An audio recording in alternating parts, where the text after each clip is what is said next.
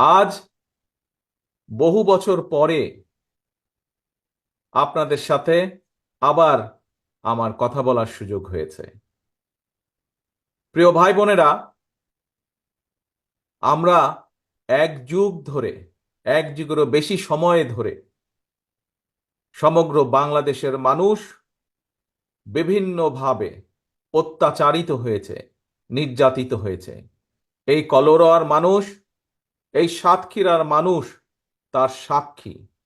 কিভাবে গত প্রায় 2 যুগ ধরে যেই স্বৈরাচারকে জনগণ আন্দোলনের মাধ্যমে বিদায় করেছে, যেই জনগণের যেই আন্দোলনের কারণে স্বৈরাচারকে এই দেশ থেকে পালিয়ে যেতে স্বৈরাচার বাধ্য হয়েছে, সেই স্বৈরাচারের সময়, সেই অত্যাচারের সময় কিভাবে সমগ্র বাংলাদেশের মানুষ, এই কলোরা সহ সাতক্ষীরার মানুষ অত্যাচারিত নির্যাতিত হয়েছে, সে কথা, সেই স্মৃতি আপনাদের পরিষ্কার মনে আছে। 2009 সালে বিডিআর পিলখানা হত্যাযজ্ঞের ভিতর দিয়ে শুরু হয়েছিল সেই পতিত স্বৈরাচারের এই অত্যাচার, এই হত্যাযজ্ঞের খেলা সমগ্র বাংলাদেশে। বিরোধী দলের নেতাকর্মীদেরকে তারা কিভাবে হত্যা করেছিল, বিরোধী দলের সমগ্র বাংলাদেশে বিএনপি সহ আরো বিরোধী দল, তাদের নেতাকর্মীদেরকে তারা কিভাবে অত্যাচার নির্যাতিত করেছিল, আজকে আপনারা এখানে তার সাক্ষী। আজকে মঞ্চে উপস্থিত হাবিব সহ যে সকল নেতৃবৃন্দ উপস্থিত আছে, বিএনপি নেতাকর্মীরা উপস্থিত আছেন, সকলেই তার সাক্ষী। প্রিয় ভাই বোনেরা, আপনারা, আমি বক্তব্য রাখার আগে আপনারা অনেকগুলো রাজনৈতিক বক্তব্য শুনেছেন। সেজন্য আজকে আপনাদের সামনে আমি রাজনৈতিক বক্তব্য রাখব না। আজ স্বৈরাচার বিদায় হয়েছে। প্রিয় সহকর্মীবৃন্দ, বাংলাদেশের মানুষের সামনে এখন কি আশা, কি আকাঙ্ক্ষা?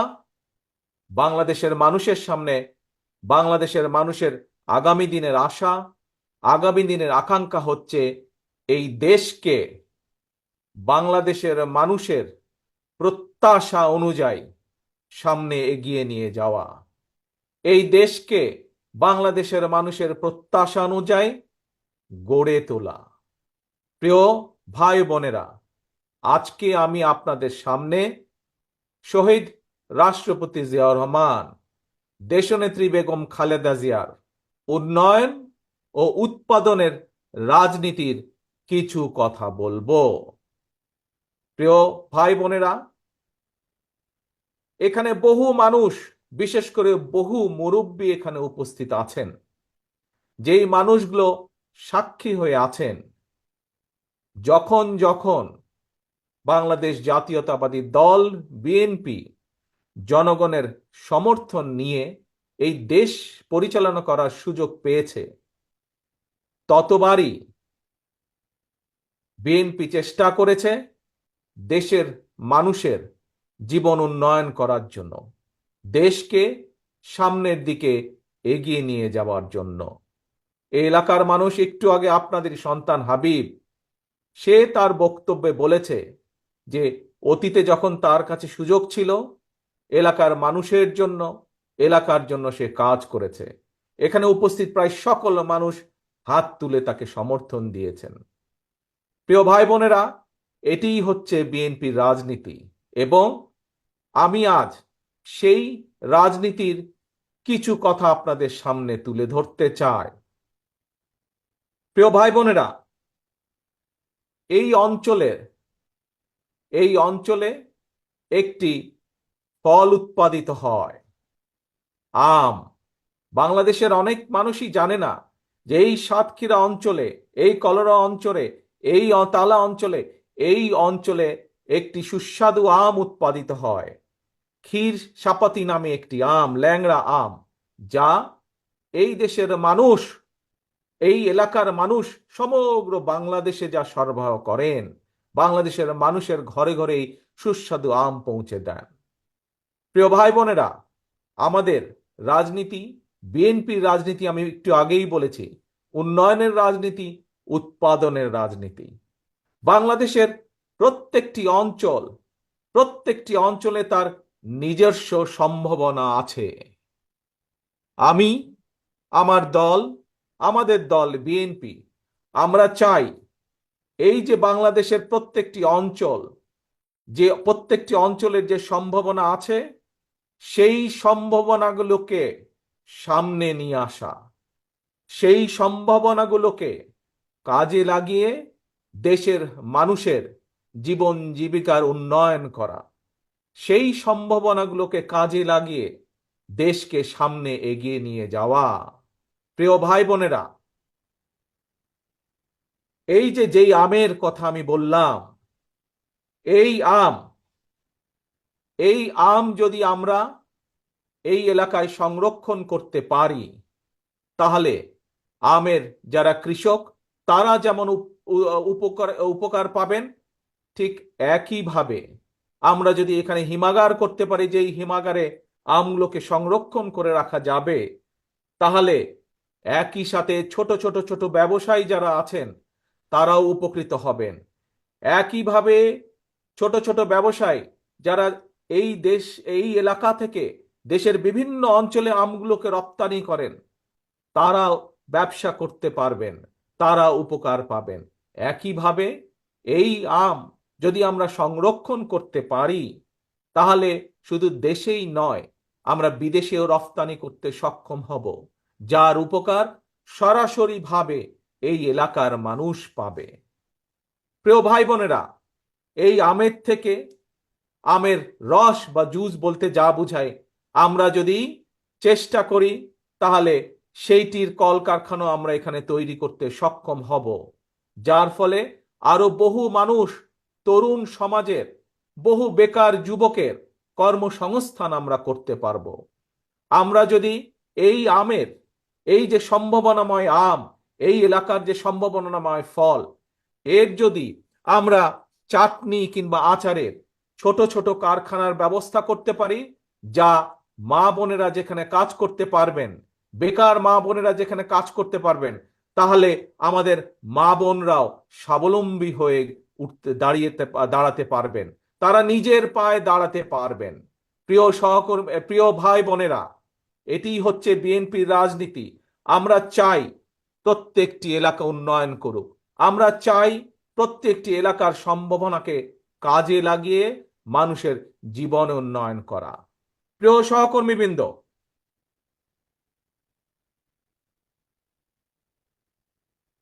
এই এলাকার আরেকটি বৈশিষ্ট্য আছে, হয়তো বাংলাদেশের অনেক মানুষই জানেন না।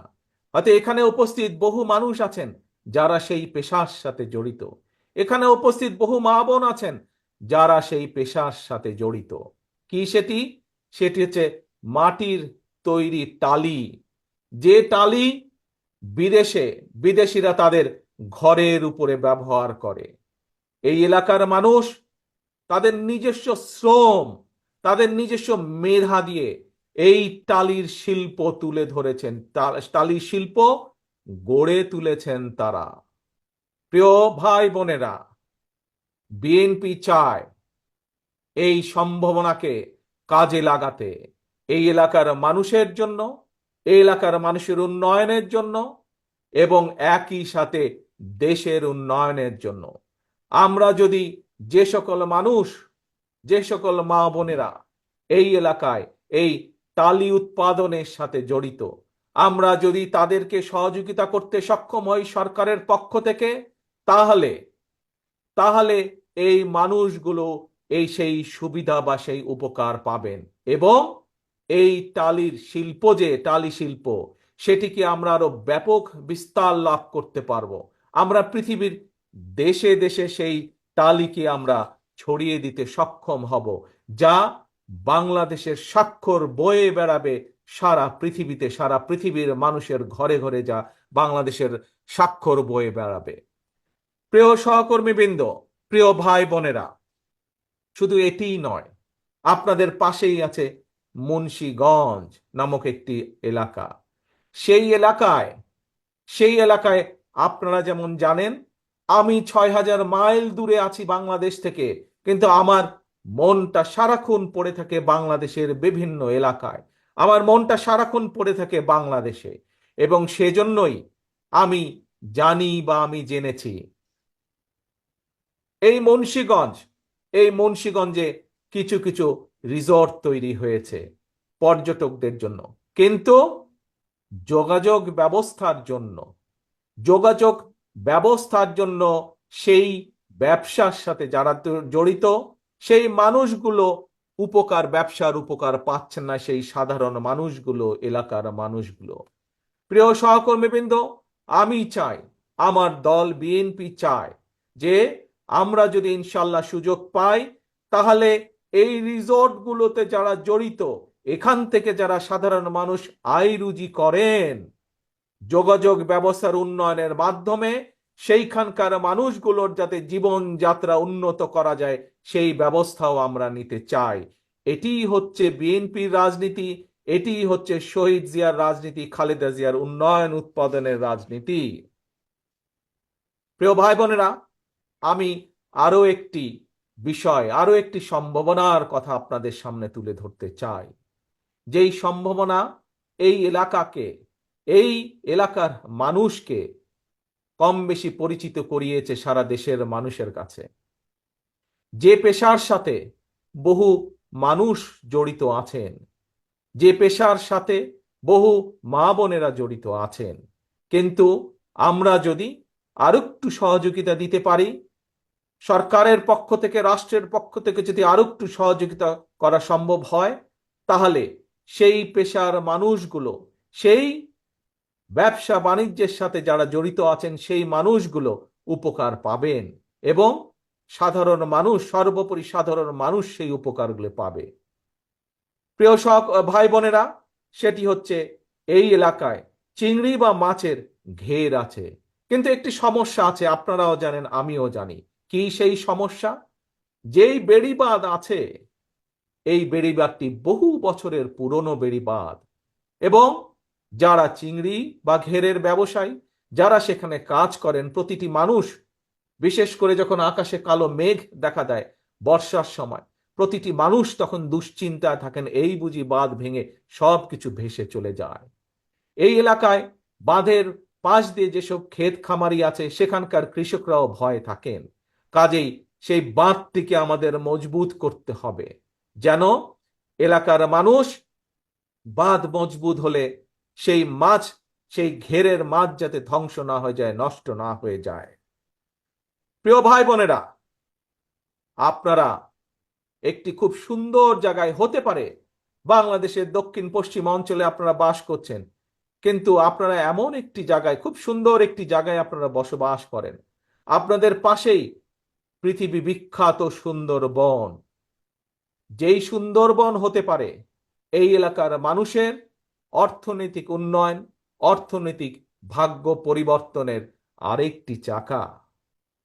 প্রিয় ভাই বোনেরা, আমাদেরকে চেষ্টা করতে হবে, আমাদেরকে উদ্যোগ গ্রহণ করতে হবে যে এই যে দক্ষিণের যে সুন্দরবন, এই সুন্দরবনের সম্ভাবনাকে কাজে লাগানোর জন্য, এই সুন্দরবনের সম্ভাবনাকে কাজে লাগিয়ে এই এলাকার মানুষ তথা সমগ্র দেশের মানুষ, খুলনা বিভাগের মানুষ যেন তার সুফল পেতে পারে, যেন সেই মানুষগুলোর আয় রুজি বৃদ্ধি পায়, এই সম্ভাবনাকে কাজে লাগিয়ে যেন বেকার যুবক যারা আছেন তাদের কর্মসংস্থানের সুযোগ হয়।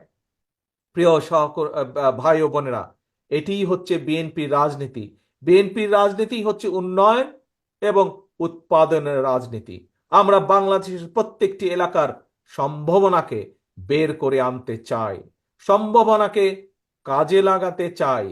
এলাকার মানুষের জন্য সম্ভাবনাগুলোকে কাজে লাগাতে চাই, যেমন এলাকার মানুষের জন্য, ঠিক একইভাবে আমরা সেই সম্ভাবনাকে কাজে লাগাতে চাই দেশের উন্নয়নের জন্য।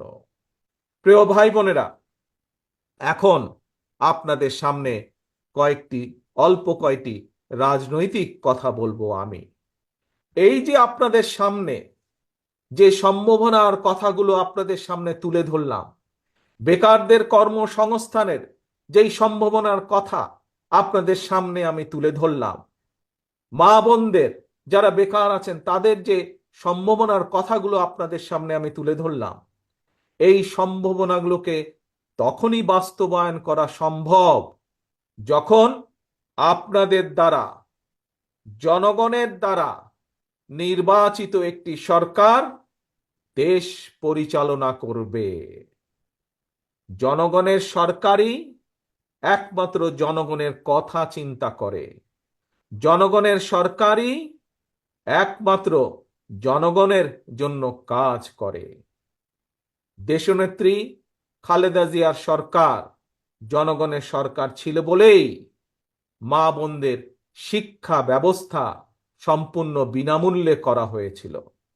প্রিয় ভাই বোনেরা, শহীদ রাষ্ট্রপতি জিয়াউর রহমানের সরকার জনগণের সরকার ছিল বলেই সেই সময় শহীদ রাষ্ট্রপতি জিয়াউর রহমানের সময় কৃষকের সেচ সুবিধার জন্য সারা দেশে খাল খনন করা হয়েছিল। প্রিয় ভাই বোনেরা, সেই খাল খনন আবার আমরা শুরু করতে চাই দেশের বন্যার পরিস্থিতি মোকাবেলা করার জন্য, দেশে শুষ্ক মৌসুমে পানি সংরক্ষণ করার জন্য, সর্বোপরি সমগ্র দেশে কৃষকরা যেন সেচ সুবিধা আবার ভালো করে পায়। আমরা সেই খাল খনন কর্মসূচি আবার শুরু করব ইনশাল্লাহ আপনাদের সমর্থন পেলে। প্রিয় ভাই বোনেরা, যে কথাটি বলছিলাম আপনাদের সামনে, জনগণের জন্য, এলাকার মানুষের জন্য, সর্বোপরি বাংলাদেশের মানুষের জন্য যদি কাজ করতে হয়, তাদেরকে যদি এই সম্ভাবনার দিকে নিয়ে যেতে হয়, এই সম্ভাবনার দ্বারগুলো যদি খুলে দিতে হয়, তাহলে প্রিয় ভাই বোনেরা কথা একটি, কি সেই কথা? জনগণের সরকার দরকার। এবং জনগণের সরকার প্রতিষ্ঠিত করতে হলে উপায় একটি, রাস্তা একটি, যার জন্য এই এলাকার আমার শত শত সহকর্মীরা জীবন দিয়েছে, যার জন্য জনগণের যে অধিকার প্রতিষ্ঠার জন্য, জনগণের যে ভোটের অধিকার প্রতিষ্ঠার জন্য সমগ্র বাংলাদেশে বিএনপির লক্ষ লক্ষ নেতাকর্মী গুম খুনের শিকার হয়েছে, গায়েবী মামলার শিকার হয়েছে, সেই ভোটের অধিকারকে প্রতিষ্ঠিত করার জন্য। প্রিয় ভাই বোনেরা, জনগণের আন্দোলনে, জনতার অভ্যুত্থানে স্বৈরাচারের পতন ঠিকই হয়েছে, কিন্তু এখনো আমাদের কাঙ্ক্ষিত লক্ষ্য অর্থাৎ জনগণের যে রাজনৈতিক অধিকার সেটি এখনো অর্জিত হয়নি। কাজেই আমাদের আন্দোলন শেষ হয়ে যায়নি। যতক্ষণ পর্যন্ত জনগণের ভোটের অধিকার, কথা বলার অধিকার প্রতিষ্ঠিত না হবে, ততক্ষণ পর্যন্ত বিএনপির আন্দোলন অব্যাহত থাকবে। যতক্ষণ পর্যন্ত জনগণের সরকার প্রতিষ্ঠিত না হবে, জনগণের জনপ্রতিনিধিরা দেশের উন্নয়নে, এলাকার উন্নয়নে, মানুষের উন্নয়নে কাজ করার সুযোগ না পাবে, ততক্ষণ পর্যন্ত বিএনপির আন্দোলন অব্যাহত থাকবে। প্রিয় ভাই বোনেরা, যে কথাটি একটু আগে বলেছিলাম, ষড়যন্ত্র কিন্তু এখনো থেমে যায়নি। স্বৈরাচারের পতন হয়তো হয়েছে, কিন্তু ষড়যন্ত্র এখনো অব্যাহত রয়েছে। আমরা গত কয়েকদিনে দেখেছি কিছু রাজনৈতিক দল বা সংগঠন বিভ্রান্ত হয়ে কিছু কথা বলেছেন তারা। প্রিয় সহকর্মীবৃন্দ, প্রিয় উপস্থিত ভাই ও বোনেরা, আমি মনে করি, আমি বিশ্বাস করি যে একটি প্রতিবেশী দেশের ফাঁদে পা দিয়েছে আমাদের সেই রাজনৈতিক দলগুলো বা সেই রাজনৈতিক সংগঠনগুলো। সেজন্যই তারা আজ বিভ্রান্তি ছড়ায়, এই রকম কিছু কথাবার্তা তারা বলছে। প্রিয় ভাই বোনেরা, আজ আপনাদের মাধ্যমে, আপনারা যারা এখানে উপস্থিত আছেন, আপনাদের মাধ্যমে সমগ্র বাংলাদেশের গণতন্ত্র প্রিয় প্রতিটি মানুষের কাছে আমি আহ্বান জানিয়ে বলতে চাই যে আমাদেরকে সজাগ থাকতে হবে। যে ষড়যন্ত্র দেশের ভেতরে ছিল, যে ষড়যন্ত্র দেশের বাইরে ছিল, তাদের সেই ষড়যন্ত্র এখনো অব্যাহত আছে। তারা কোনোভাবেই চায় না এই দেশের মানুষ তাদের গণতান্ত্রিক অধিকার ফিরে পাক। কারণ একটু আগেই আপনাদের বলেছি আমি, দেশের মানুষ যদি গণতান্ত্রিক অধিকার ফিরে পায়, তাহলে এই দেশের মানুষ রাজনৈতিকভাবে শক্তিশালী হতে পারবে। তাহলে এই দেশের মানুষ ধীরে ধীরে আস্তে আস্তে শক্তিশালী অর্থনৈতিক বুনিয়াদ গড়ে তুলতে পারবে।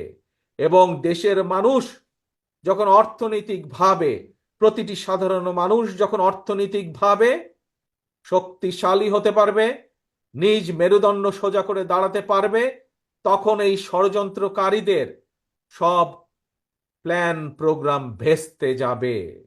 সেই জন্যই ওই ষড়যন্ত্রকারীরা চায় না, সেই জন্যই দেশের ভিতরে এবং দেশের বাইরে থেকে যারা কলকাঠি নাড়ছে, তারা চায় না যে এই দেশের মানুষ গণতন্ত্র ফিরে পাক।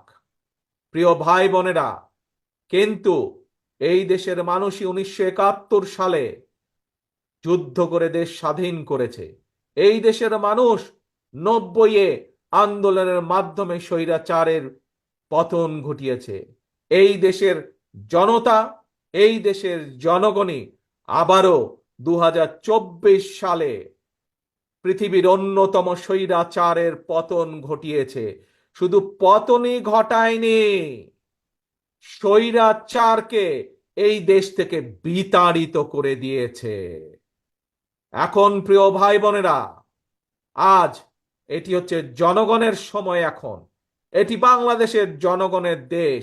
কাজে আজকে জনগণকে সচেতন হতে হবে, জনগণকে সিদ্ধান্ত নিতে হবে। যদি যে সম্ভাবনার কথা আপনাদের সামনে আমি বলেছি, এই রকম সম্ভাবনা আমি বলেছি বাংলাদেশের প্রতিটি জেলা, প্রতিটি অঞ্চলে আছে। আমরা যদি এই সম্ভাবনাগুলোকে কাজে লাগাতে পারি, বাংলাদেশের মানুষের ভাগ্যের পরিবর্তন অবশ্যই করা সম্ভব। এবং বিএনপির রাজনীতি, শহীদ জিয়ার রাজনীতি, দেশনেত্রী খালেদা জিয়ার রাজনীতি হচ্ছে বাংলাদেশের মানুষের ভাগ্যের পরিবর্তন ঘটানো, বাংলাদেশের মানুষের ভাগ্যের উন্নয়ন ঘটানো হচ্ছে দেশনেত্রী খালেদা জিয়ার রাজনীতি। বাংলাদেশের মানুষের ভাগ্যের উন্নয়নই ঘটানো হচ্ছে শহীদ রাষ্ট্রপতি জিয়ার রাজনৈতিক আদর্শ, রাজনৈতিক দর্শন। প্রিয় ভাই বোনেরা, আসুন আজ এই লক্ষ মানুষের সমাবেশে আমরা দৃঢ়ভাবে শপথ গ্রহণ করি। আমরা আজ এই লক্ষ মানুষের সমাবেশে দৃঢ়ভাবে শপথ গ্রহণ করি, সকল ষড়যন্ত্রের বিষধাত ভেঙে দিয়ে যে কোনো মূল্যে আমরা বাংলাদেশ জাতীয়তাবাদী দল জনগণকে সাথে নিয়ে এই দেশের মানুষের হারিয়ে যাওয়া গণতন্ত্রকে পুনরুদ্ধার করব। যতক্ষণ পর্যন্ত সেই গণতন্ত্র পুনরুদ্ধার না হবে, আমাদের আন্দোলন অব্যাহত থাকবে, অব্যাহত থাকবে, অব্যাহত থাকবে ইনশাআল্লাহ। এই হোক আজকে আমাদের প্রত্যাশা, এই হোক আজকে আমাদের প্রতিজ্ঞা, বাংলাদেশের মানুষের গণতন্ত্র পুনরুদ্ধার এবং একই সাথে বাংলাদেশের মানুষের ভাগ্যের উন্নয়ন ঘটানো। এটিই হবে আমাদের প্রতিজ্ঞা, এটিই হবে আমাদের রাজনীতি, এটিই হবে আজকের জনসভার আমাদের শপথ। সকলকে বিদায় জানিয়ে আমি আমার বক্তব্য শেষ করছি। আল্লাহ হাফেজ। বাংলাদেশ